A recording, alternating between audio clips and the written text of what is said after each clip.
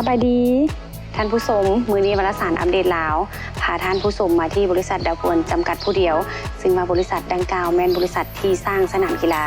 ที่จะรับใช้ในงานมหกรรมกีฬาแห่งชาติครั้งที่11อยู่ที่แข่งเสียงขวางนั่นเองเพื่อบ่เป็นการซักซ้าเนาะเฮาจะไปพบกับเพิ่นอยู่ทางด้านในกันเลย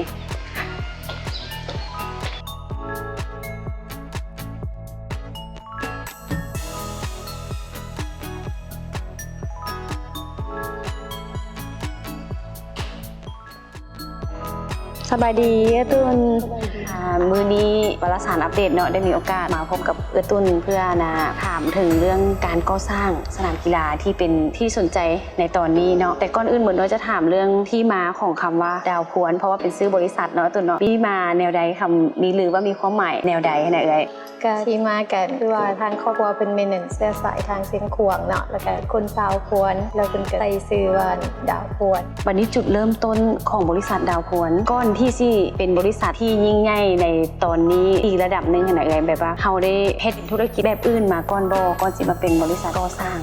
เมนนั้นก็เฮ็ดธุรกิจมันนี่มาเลยแต่ว่าเริ่มต้นเมนเฮ็ดบริษัทออกแบบก่อนได้3 ปีแล้วจึงมามีบริษัทก่อสร้างหมายถึงว่าทำอิฐแล้วเป็นเฮ็ดบริษัทออกแบบเคหะแล้วก็เริ่มมาเป็นก่อสร้างแบบนี้พนักงานที่อยู่ในบริษัทนี่ส่วนใหญ่แล้วเป็นคนลาวเองหรือว่าต่างประเทศที่เป็นวิชาการนี่อย่างนี้นะเอ่ยมีบางสาขาบางอันที่ว่าภาคส่วนเฮาต้องใช้จากต่างประเทศก็มีเวียดนามไทยผลงานเด่นๆในตอนนี้ก็คือทุกคนรู้เลยเนาะตุนว่าต้องแม่นการก่อสร้างสนามกีฬาที่จัดงานมหกรรมกีฬาแห่งชาติครั้งที่11อยู่ที่เสียงขวางนี่แน่นอนต้องมีทางข้อยุ่งยากและก็อันง่ายแต่ว่ามีการวางแผนแบ่งเรียกในแต่ละขั้นตอนแนวใดเพื่อให้ได้ตามเป้าที่บริษัทวางไว้ว่าต้องมาประมาณนี้นะก่อนอื่นเฮาก็มีแผนรวมเนาะแล้วก็มีแบ่งเป็นแต่ละสาขาภาคส่วนเอาจัดวิชาการแต่ละแขนงลงแล้วก็มาเบิ่งอันรวมๆแล้วก็แบ่งออกเป็นอันย่อยแต่ละอันตุนตั้งแต่เฮาเริ่มเฮ็ดบริษัทมาเนาะมีปัญหาที่เฮ็ดให้เฮาท้อเกี่ยวกับบริษัทก่อสร้างเนาะแน่นอนคำว่าก่อสร้างนี่หมายถึงว่าต้องเป็นแข็งแกร่งหรือว่าใหญ่เคยมีปัญหาใดที่ให้ตุนท้อแบบว่าบ่อยากเฮ็ดแล้วสินะมีบ่เอ่ยมีอยู่เป็นบางครั้งคราวเนาะผ่านมาก็คือเว้าเรื่องงบประมาณเนาะคือว่าเฮาเล่นทางเพิ่นก็สนองให้บ่เพียงพอสินะมันน้อยคือว่าเฮาลงทุนไปหลายแล้วบางครั้งเนาะมันแล้วก็เงินที่เพิ่นจ่ายมาให้มันก็น้อยและเฮ็ดให้ท้อเพื่อเฮาก็บ่ทันบ่ทวงบ่ทันเฮ็ดให้ควบคุมยากสิแล้ววันนี้ในอนาคตแผนการเฮามีแผนต่อยอดธุรกิจของเฮาหรือว่าจะให้เป็นขยายเป็นธุรกิจแบบอื่นเลยมีบ่เอ่ยตอนนี้ก็ยังเทื่อเนาะเพิ่นก็คิดว่าอยากเน้นนักเรื่อง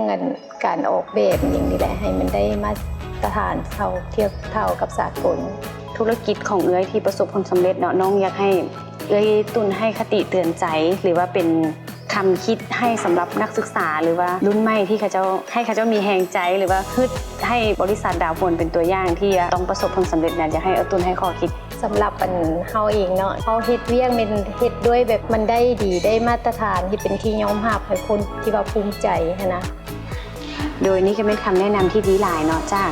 บริษัทดาวพวนจำกัดผู้เดียวเนาะที่ว่าจะเป็นข้อคิดเป็นแนวทางให้กับนักธุรกิจรุ่นใหม่ที่ว่าอยากจะประสบผลสำเร็จเข้าใจตุนหลายๆ